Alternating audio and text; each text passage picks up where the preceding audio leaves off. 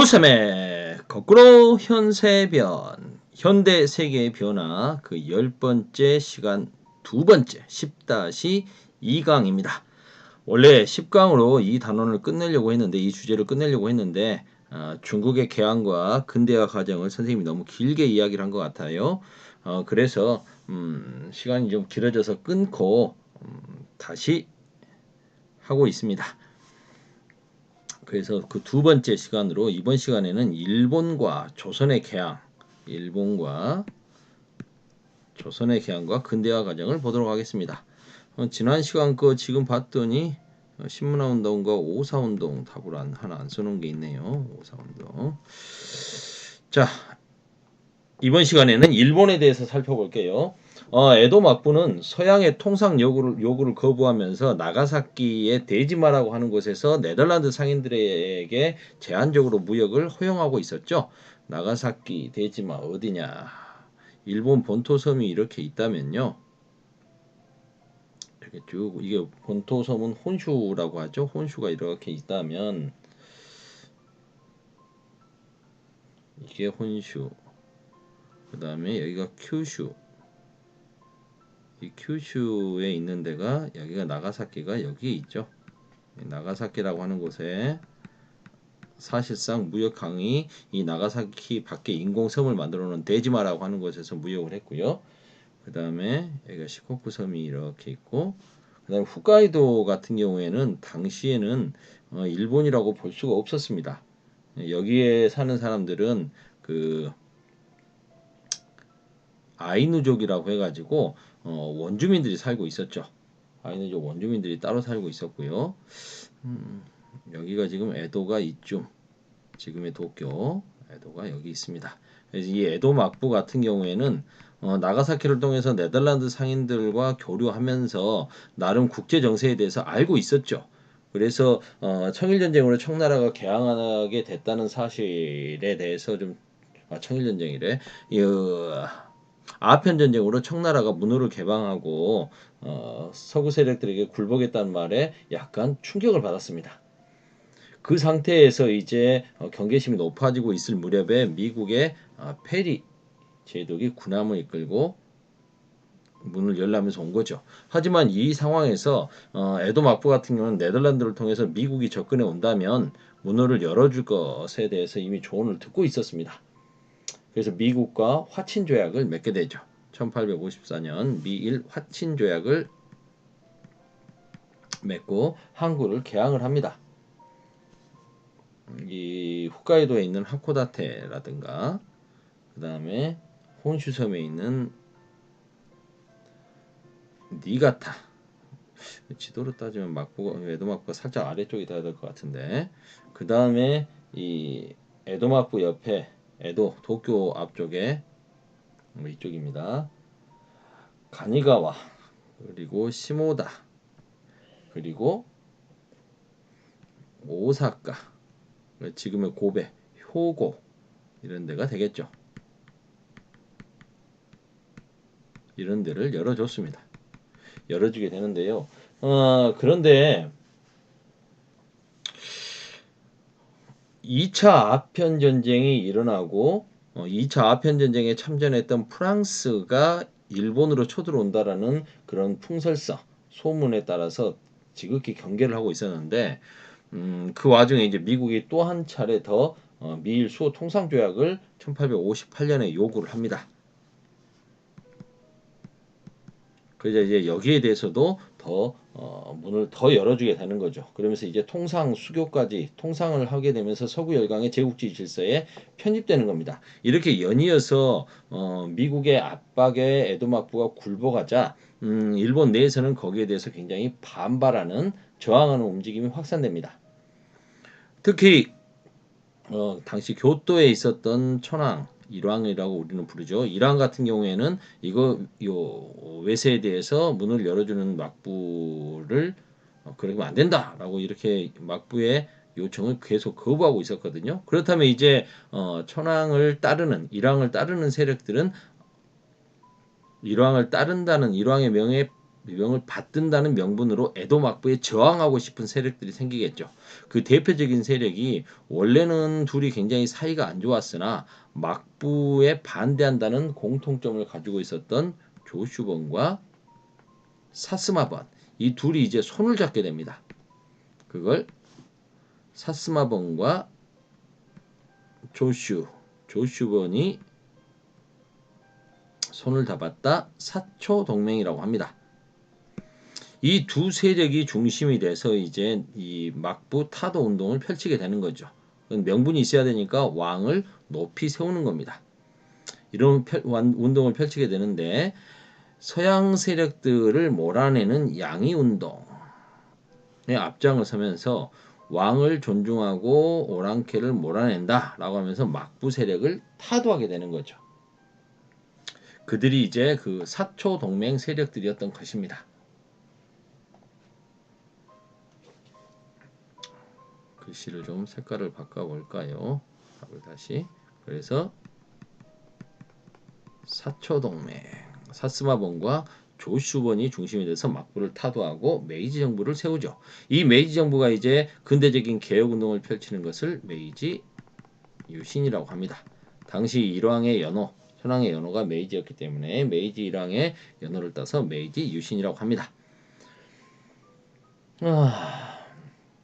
그렇게 해서 이제 수립된 메이지 정부는 지방, 그 전까지는 지방의 다이묘들이 지방을 다스리고 있었지 않습니까? 막부 체제에서는 이 막부 체제의 번을 폐지하고 그리고 중앙 정부가 직접 통제하는 현을 설치합니다. 이런 걸 폐번치현이라고 하죠. 번을 폐지하고 현을 설치한다. 이런 계획을 통해서 지방에 대한 통제를 강화하고요. 신분제를 폐지하고 군대 제도를 개편해서 징병제를 실시합니다. 군인 하면 사무라이들만 칼을 차고 다녔었는데 이제 그게 어떻게를 없애버리는 거죠. 그러면 사무라이들은 불만을 갖겠죠. 이게 나중에 이제 이 사무라이들의 불만을 잠재우기 위해서 몰락한 사무라이들의 불만을 잠재우기 위해서 한국을 정벌하려고 하는 관심을 외국으로 돌리는 정한론이 일어나기도 하고 그리고 세이난 전쟁이라고 해서 그 서남 전쟁까지 나중에 전쟁까지 일어나게 됩니다. 내전까지 일어나는 상황이 만들어지거든요. 아무튼 이렇게 메이지 유신을 통해서 다양한 개혁이 추진되고 그 다음에 이제 자기들도 나름 근대화를 해 나가다 보니까 서구 열강과 기존에 맺었던 불평등 조약을 개정을 할 필요가 느껴진 거죠. 그래서 이와쿠라 도모미라고 하는 사람을 책임자로 해서 사절단을 보냅니다. 그게 이와쿠라 사절단이죠. 이 이와쿠라 사절단으로 참여했던 젊은 그 관리가 있었으니 바로 이토 히로부미죠. 나중에 우리에게는 악명 높은 이토 히로부미가 바로 이때 이와쿠라 사절단으로 그 불평등 조약을 개정하기 위해서 미국과 유럽에 파견됐던 사절단에 포함되어 있었습니다. 한편 일본 국내에서는 의회를 설립하고 헌법을 제정해서 국민들의 정치 참여를 보장해야 된다라는 자유민권운동이 일어나죠. 하지만 메이지 정부는 이러한 자유민권운동을 탄압합니다. 민권이 자꾸 일어나면 이제 천황에게 일왕의 권력이 좀 약화될 거라고 생각했던 것 같아요. 하지만 이 사람들은 그렇지 않다라는 걸 보여주기 위해서 우리는 절대적으로 천황에게 충성한다 라는 모습을 더 강조합니다. 그러다 보니까 이들도 나중에 보면 이 자유민권운동을 주도했던 세력과 그 메이지 정부 세력들이 서로 경쟁하는 것 같지만 천황, 일왕에 대해서는 서로 충성 경쟁을 펼치는 모습을 보이게 됩니다.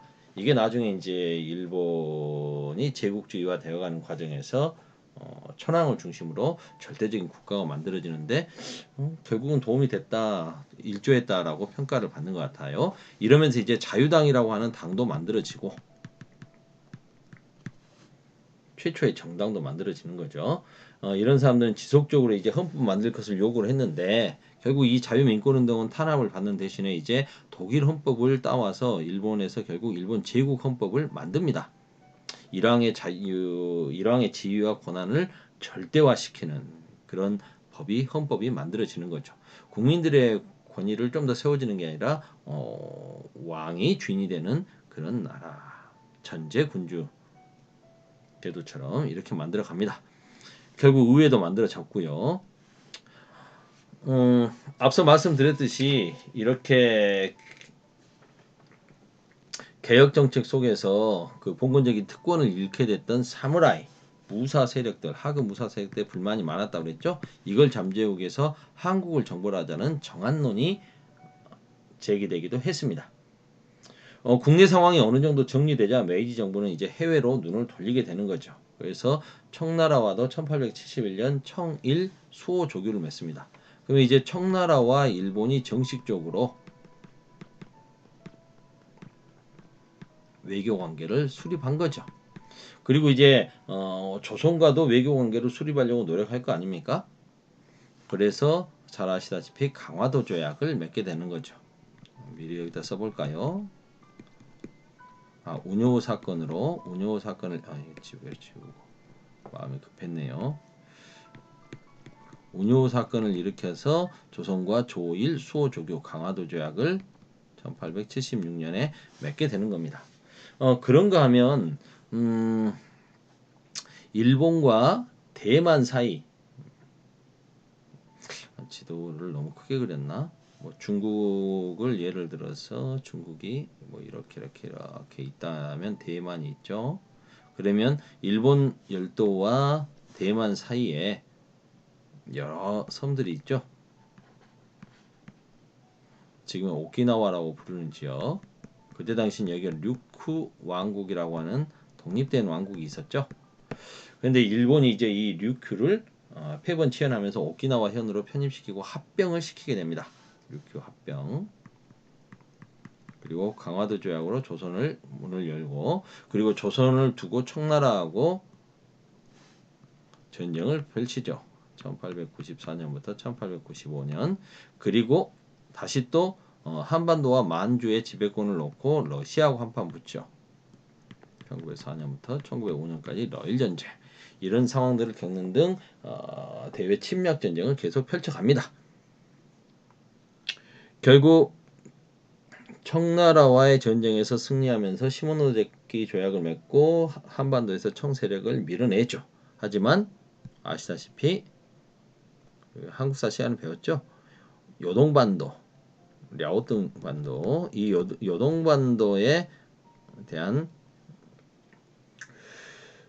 여동반도를 할양받자 이런 부분에 대해서 이제 러시아가 삼국 간섭을 하게 되고 결국 러시아하고 한판 더 붙게 되는 거죠. 그래서 러일 전쟁을 펼치고 그리고 이제 포츠모스 조약을 통해서 열강들로부터 만주와 한반도에서의 이권을 인정받게 되고 한국을 강제로 병합하게 되는 겁니다. 조선은 강화도 조약 이후에 물론 이 개항에 반대하는 세력으로 99인들의 나뉘었던 이모군란도 있었고 그 다음에 위로부터 급진적인 개화파들의 3.1차나 갑신정변도 있었고 그리고 개항 이후에 계속되는 외세에 의해서 핍박받던 그리고 개항 이후 근대화 정책을 추진하면서 필요했던 그러한 세금 마련 때문에 힘들었던 농민들 거기다 민씨 정권의 무능 여러 가지가 이제 겹쳐지면서 힘들었던 농민들이 동학 농민운동을 일으켰고요. 그들을 진압하기 위해서 청나라 군대가 오고 일본도 오게 되면서 청일전쟁이 펼쳐지고 그 와중에 진행됐던 갑오개혁 등을 통해서 근대적인 개혁이 좀 진행됐고요. 그리고 이제 일본에게 저항하기 위한 의병항쟁이 여러 차례 한 3개 시기로 벌어지게 되고 그리고 이제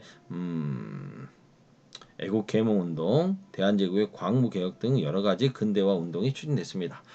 한국의 상황에 대해서는 한국사 시간에 많이 다뤘기 때문에 여기서는 이 정도로 하고 넘어갈게요. 15분 안으로 하려고 했는데 이것도 꽤 기네요.